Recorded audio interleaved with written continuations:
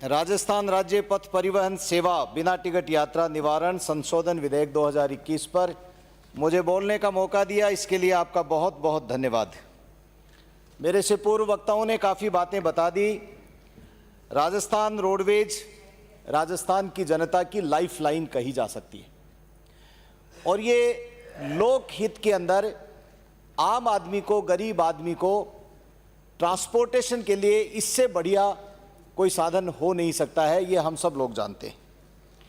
लेकिन आज रोडवेज कर्मी अपने आप को अनाथ महसूस कर रहे हैं, अपने आप को लावारिस महसूस कर रहे हैं और ये पूरा का पूरा विभाग, अभी जैसे मेरे से पूर्व वक्ताओं ने बताया कि इसके अंदर ऐसा हो गया कि हमारा क्या होगा। कर्मचारी मन से काम नहीं कर पा रहे हैं। 2016 के बाद में अभी बताया कि उनका क्या होगा, उनको सेवानिवृत्ति के बाद में परिलाभ मिलेंगे नहीं मिलेंगे, उनको पेंशन नहीं मिलेगी। धरना बहुत बड़ा हुआ था, सबने जिक्र किया इस बात का, लेकिन माननीय परिवहन मंत्री जी ने वहां जाकर के जो बातें कही थी, मूर्त रूप में अमली जामा पहनाने के लिए कुछ भी उन्होंने आने के बाद में नहीं किया। ट्रांसपोर्ट डिपार्टमेंट का बहुत बड़ा एक्सपीरियंस इनका है, लेकिन बावजूद इसके आज रोडवेज घाटे में चल रही है और बहुत बड़े घाटे में चल रही है। और प्राइवेट ट्रांसपोर्ट ऑपरेटर कोई भी हो, वो 5 बस लेकर के भी अपने परिवार का नहीं बल्कि माला माल हो जाता है, और रोडवेज के अंदर इतना बड़ा बेड़ा होने के बाद में भी। लेकिन इसका कारण क्या है? अभी सभापति महोदय कह रहे थे कि कुछ ऐसे सुझाव भी दो। सुझाव के अंदर जब टायर 2nd ग्रेड का टायर खरीद के 1st ग्रेड का बिल बनेगा तो ये रोडवेज तो घाटे में ही जाएगी। प्राइवेट बस आगे खड़ी है, पूरी सवारी उठा लेगी, उसके बाद में रोडवेज की बस खाली खाली पीछे पीछे जाएगी। चाहे उसके अंदर रोडवेज कर्मचारी का आपस में मेलजोल हो, और चाहे जो परमिट जारी करने वाले लोग हैं, 1-1 मिनट का परमिट जारी होता है, 1 मिनट पहले, 2 मिनट पहले, और उसके लिए झगड़े भी होते हैं। तो हमें इस बात को सोचने की आवश्यकता है। आप काफ़ी एक्सपीरियंस आदमी हैं परिवहन मंत्री जी, ये रोडवेज घाटे में क्यों चल रही है?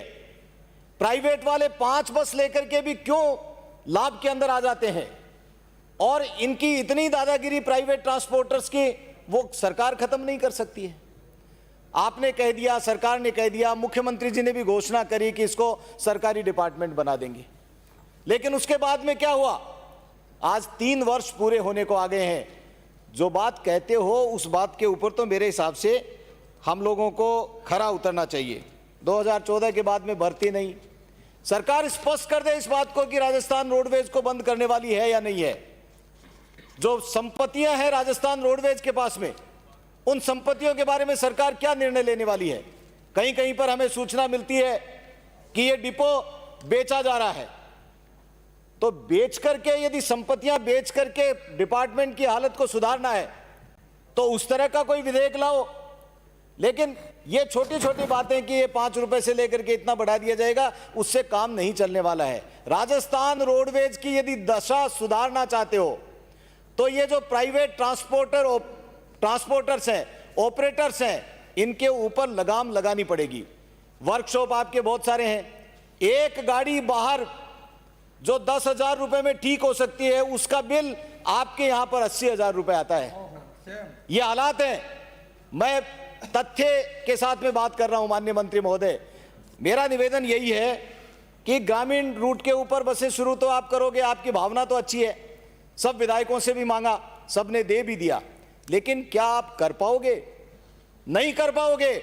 मैं सदन में जिम्मेदारी के साथ में कह रहा हूं, आपके पास में जो रूट के ऊपर, जो सड़कों के ऊपर जो बसें चल रही हैं वर्तमान में, उनको चलाने के लिए पर्याप्त संसाधन नहीं है।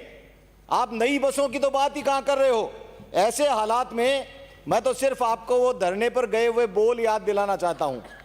यदि आप जो कहकर के आए थे वो सही मायने में लागू कर देंगे तो प्रताप जी, जितने लोगों ने भी बात कही है, आपके ऊपर जो भरोसा जताया है, सरकार की लोक कल्याणकारी नीति के तहत आपने काम करने की शपथ ली है, तो उसके ऊपर आप चल करके ये बिल जो लेकर के आए हैं, इस बिल के अंदर राजस्थान रोडवेज को कैसे घाटे से उबारा जाए, किस तरह से राजस्थान रोडवेज के कर्मचारी हैं उनको पेंशन मिले, उनको परिलाभ मिले, उनके सुख सुविधाओं के लिए आगे बढ़ करके काम करें। ये बिल ला करके और एक सशक्त बिल लाओ जिससे राजस्थान रोडवेज का घाटा भी पूरा हो सके और आने वाले समय के अंदर लोक कल्याणकारी सरकार का दायित्व होता है कि वो लोगों के लाभ के लिए अपने लाभ को हटा करके काम करे, घाटा हो भले ही, क्योंकि उसके अंदर आप फ्री के अंदर यात्रा करने की सुविधा भी देते हैं, महिलाओं के लिए भी देते हैं, बेरोजगारों के लिए भी देते हैं, लेकिन फिर भी ये सब करने के बावजूद भी